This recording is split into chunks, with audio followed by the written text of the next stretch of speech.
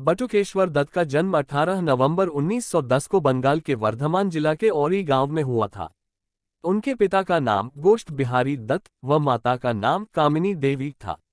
उन्होंने high school की शिक्षा 1925 तक पास कर ली थी। जैसे ही उनकी हाई स्कूल की शिक्षा पूरी हुई तो उसके थोड़े ही दिन बाद उनके माता पिता की मृत्यु हो गई थी। इसके बाद वो कानपुर में स्नातक की पढ़ाई के लिए पीपीएन कॉलेज में चले गए। वहां पर उनकी मुलाकात चंद्रशेखर आजाद से हुई। उन दिनों चंद्रशेखर आजाद झांसी, कानपुर व इलाहाबाद के इलाकों में क्रांतिकारी गतिविधियों को चला रहे थे।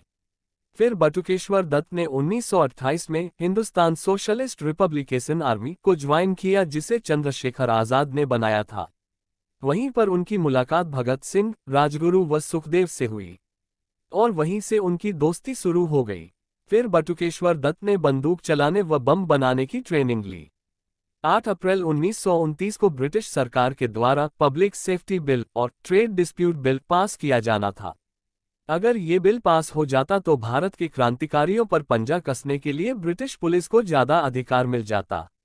लेकिन भगत सिंह, राजगुरु, सुखदेव व चंद्रशेखर आजाद इस बिल के खिलाफ थे और वो इस बिल को रद्द करवाना चाहते थे।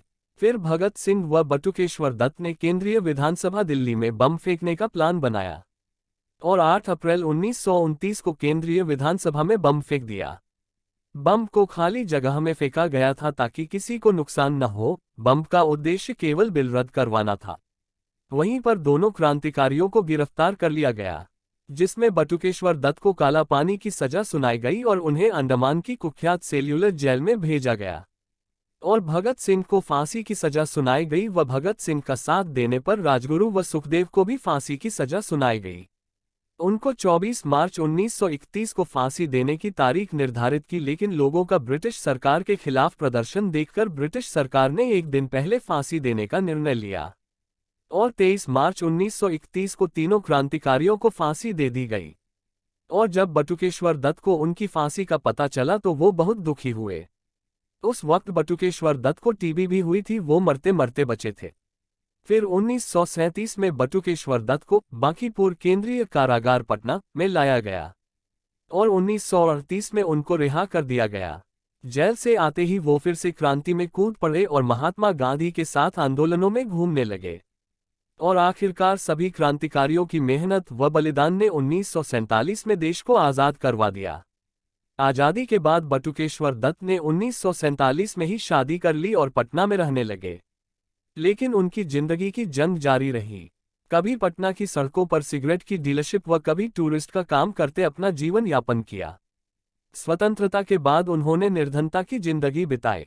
एक बार पटना में वो बस के लिए परमिट ले रहे थे। परमिट के लिए जब बटुकेश्वर दत्त को कमिश्नर के सामने पेशी हुई तो कमिश्नर ने उनसे स्वतंत्रता सेनानी होने का प्रमाण पत्र मांगा। लेकिन बाद में राष्ट्रपति डॉक्टर राजेंद्र प्रसाद को जब ये बात पता चली तो कमिश्नर ने बटुकेश्वर दत्त से माफी मांगी थी। उनका पूरा जीवन गरीबी और निराशा में गुजरा। फिर जुलाई 1965 को दिल्ली के एम्स हॉस्पिटल में उनकी मृत्यु हो गई। आज़ादी के इतने सालों बाद बटुकेश्वर दत्त को एक किताब के जरिए याद तो किया गया, लेकिन न जाने कितने ऐसे क्रांतिकारी हैं जिनको हम जानते भी नहीं और हमें उनका पता भी नहीं। बटुकेश्वर दत्त एक महान क्रांतिकारी थे जिन्होंने अपनी पूरी जिंदगी देश सेवा में निकाल दी।